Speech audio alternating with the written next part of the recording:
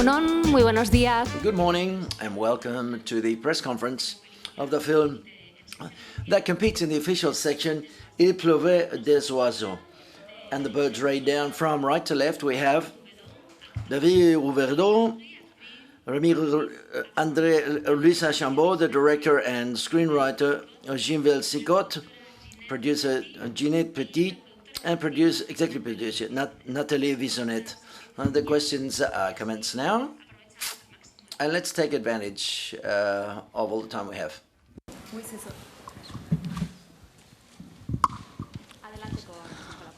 Hola.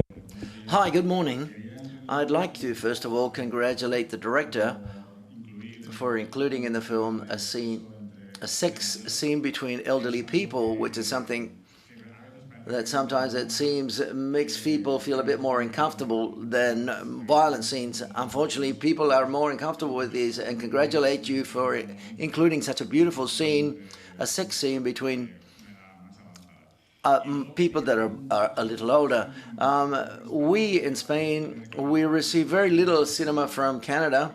We see films by Goyan, Villeneuve, and Denis Arcand, but I would like to ask you, what's the current situation of the Canadian industry, film industry, that I say, whether it's in a good moment? Are there any new interesting directors? What can you tell us about how the film industry is in Canada at present? Thank you.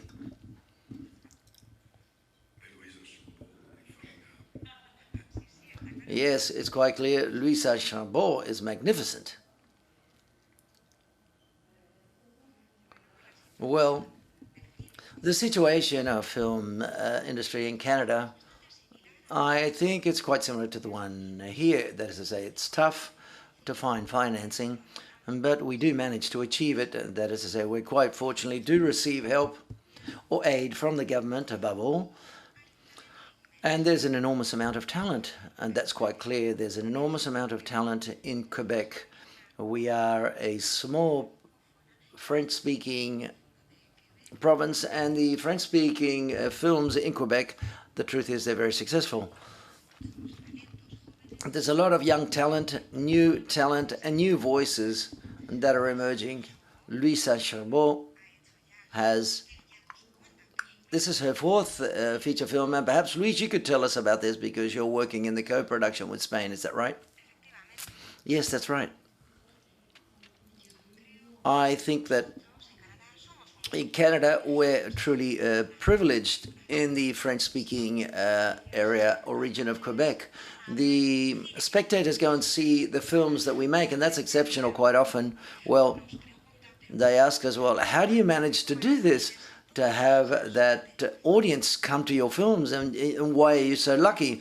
Well, on the one hand, we have that possibility, and I think something similar happens here in Spain. The audiences go to see Spanish films, and that doesn't happen everywhere in the world. There are situations in which we have to carry out co-productions in order to finance our films. We have a lot of demand, and we can make films, and the Canadian audience in Quebec go and see our films, and plus our films travel internationally. You've talked about Denis Villeneuve, Jean-Marc Vallée, Salier Delanne, for example. And this is true, and the truth is, let's see what happens. I've got several projects. The film that I made in Gabriel in 2013, and in Locarno I got the Audience Award, and it was also made it almost up to the Oscars. So I've got a lot of offers from abroad, but we will see what happens. I have a co-production project to make a feature film between Canada and Spain, which would be shot in Santiago de Compostela and in English. Well, there will be Spanish characters, and Spanish will also be spoken, of course.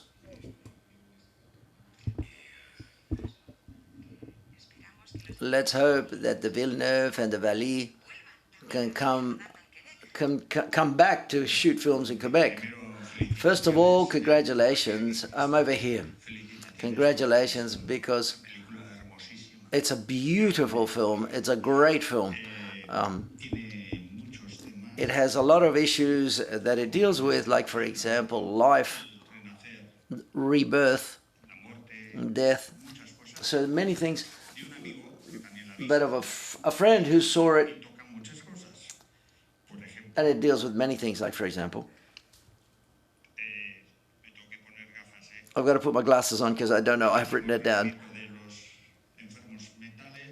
How badly people that have got mental illnesses, rape in mental homes, for example, and the brutal wildfires, art as a means of expression, and vis-a-vis euthanasia, the right to decide upon life, the constant medication, and when one is an elderly person, vital importance of the contact with nature. And there's an enormous amount of things I could address as well. A huge film, great film. And the truth is, my question is as follows. So many issues in a film. It was in a book, right? It was in a novel, if I'm not mistaken. Is that correct? Good. It was first written in a novel, and then the film was adapted. So it was adapted from the novel. So did you believe there were many more issues that you could have dealt with apart from the ones of this film and the birds rain down?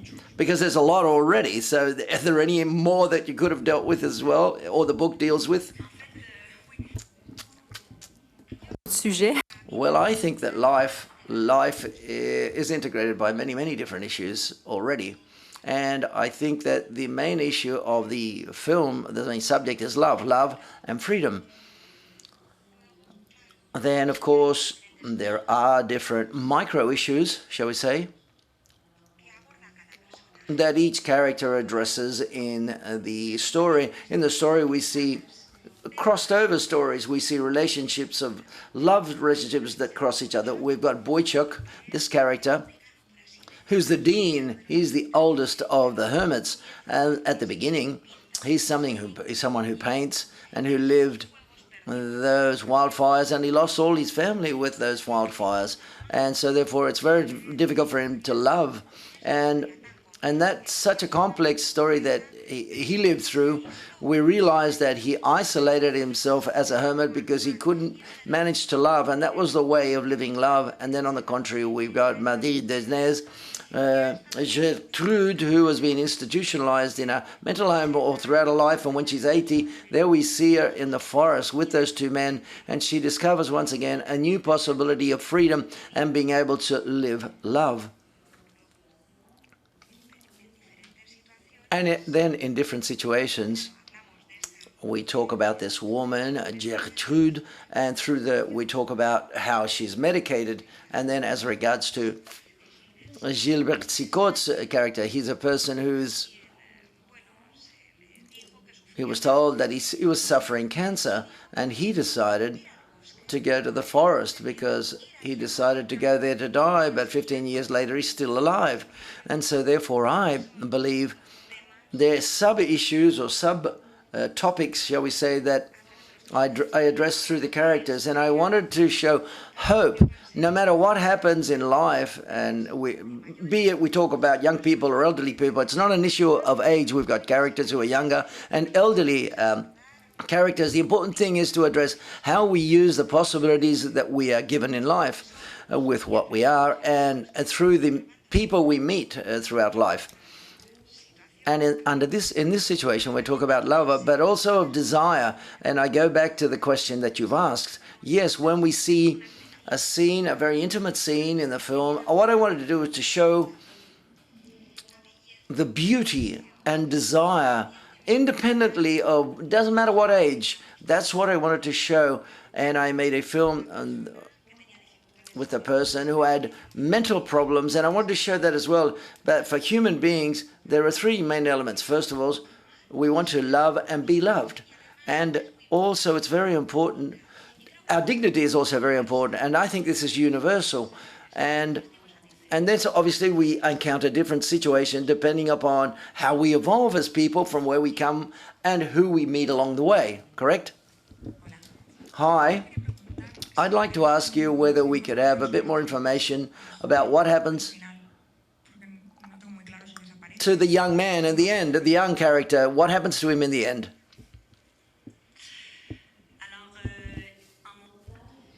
Well, in the editing room, the truth is, in the script, I wanted to describe each and every one of the characters dramatically, but we only have 2 hours. We've got to be concise. And the truth is, I had to cut out edit 1 hour of material. And talking to Eric, for example, I preferred, bearing in mind how long the film is, just to evoke his end. And I think Steve's character, we see how the police comes along to his hotel. And so therefore they arrest him. And studying these cases, at least in Canada and in Quebec, on occasions these people go to jail or not, or simply they have to pay a fine. And then obviously we would have to make a sequel, another film about it. What I did was giving a few hints and clues for him about his character. And I think this is an element, a trigger off is his meeting with Raphael. That's where it's triggered. And the conversations that he has with Tom, the singer, it's very important, where Tom says, hey, you've got a university degree. What are you going to do with your life? And he says, and I think he's going to continue with Raphael. I think there is a moment which triggers it off. Raphael says, no one would have accepted us. And this goes back to love.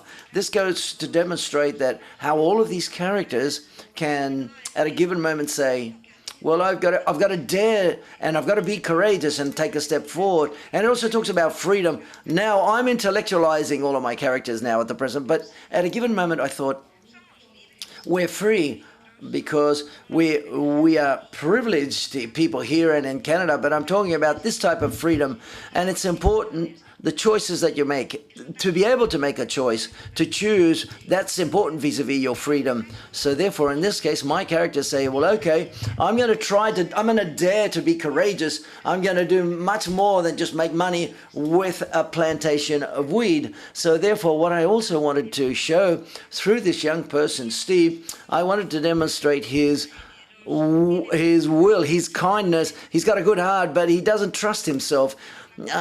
And when we talk about love, as well as the rest of his love, he doesn't believe in himself. And that triggering moment, he says, well, now I'm going to try to do something with my life. I understand what you're saying very well, yes.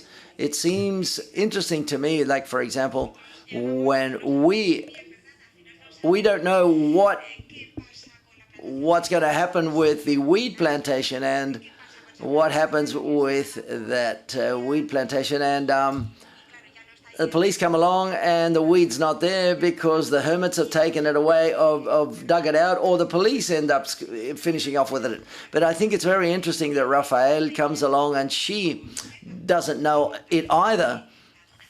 So there's a bit of doubt in Raphael as well as in the spectators, the audience.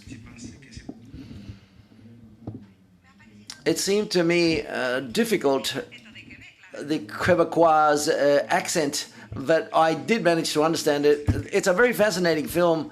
I don't know the novel on which it's based.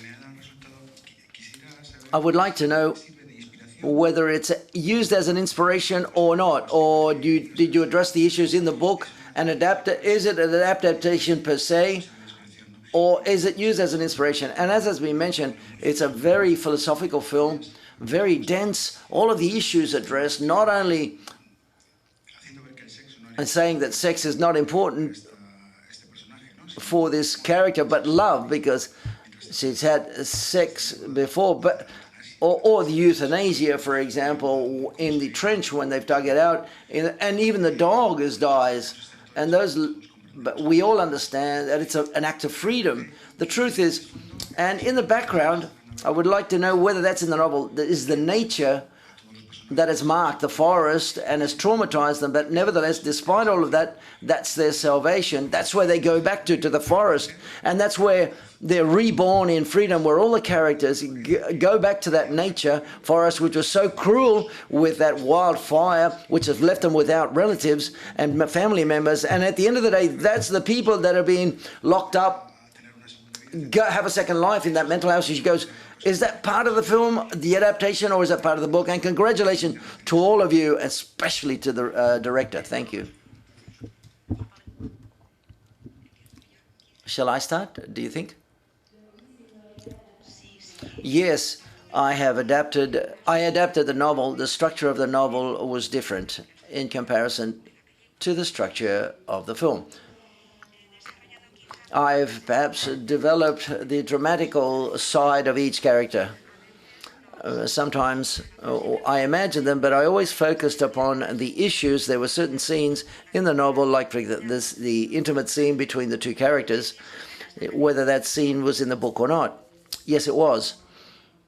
And also the death of Tom is also in the novel. But I turned him into a songwriter, and or a singer, a person that sings with his guitar. And through choosing the songs, I felt like expressing the vulnerability, the interior, the inside of the character. I had not read the novel before reading the script,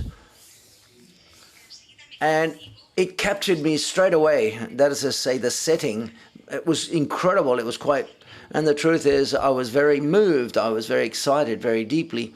And before reading the novel, I waited until the film had been shot.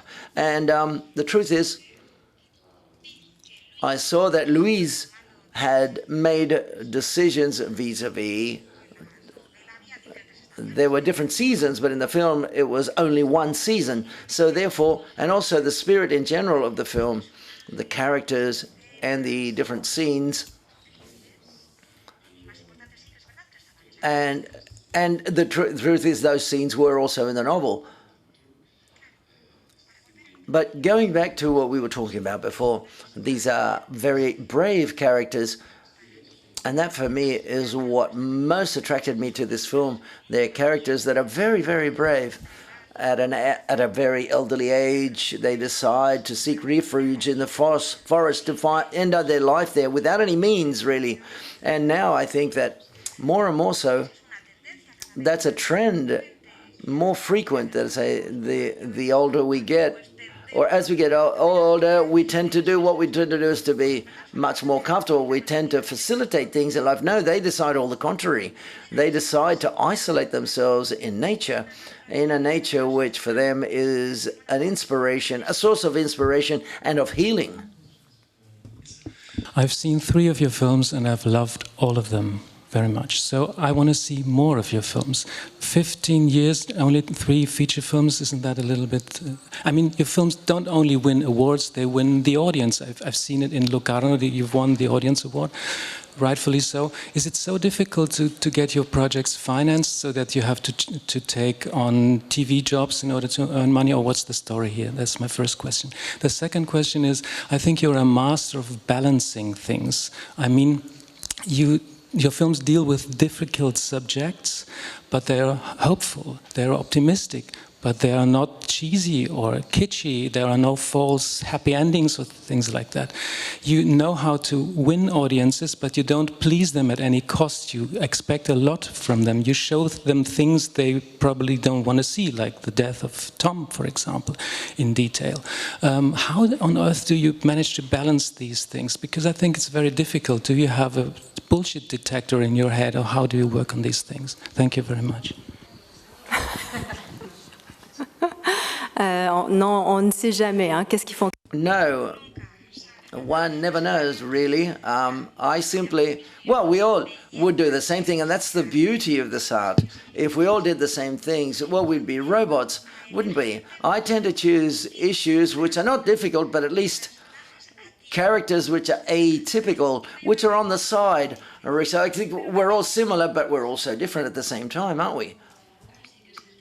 So therefore, we're trying to give a voice to those people that have less voice or are less heard of. And perhaps we can all identify ourselves with this idea and open our doors. The idea is to put your hand out to other people, reach out to that other person in front of you in capital letters without worrying about the past, your or your religion or your physique. And I'm here, I'm reaching out to you, I'm listening to you. What is a human being? That's the big issue, really. And there are issues that I address, but many are linked to what I've just said. And it is true that for my second film, Gabriel, after the first film, well, I had children, and the father of my children, work quite a lot, and I like to research and go in depth into these issues. I've got to believe in myself first in order to seek financing, actors and actresses. And after Gabriel, the film, I received a lot of offers from abroad. I spent quite a lot of time developing a foreign project, and that took a lot of time, and so therefore it wasn't filmed. It's a film in French, but shot in Israel with an issue which was quite particular in nature, which is religion and also politics. And at the end of the day, we translated into English because there were Americans there, and we dedicated a lot of time to it. But this is like a bet, and you don't know whether you're going to win. Sometimes when you bet, sometimes you win, sometimes you lose. And in Quebec, I had other projects, but at the end, the one that made it was this one, that is to say, and the birds rained down. But the investors decided to back me with this film.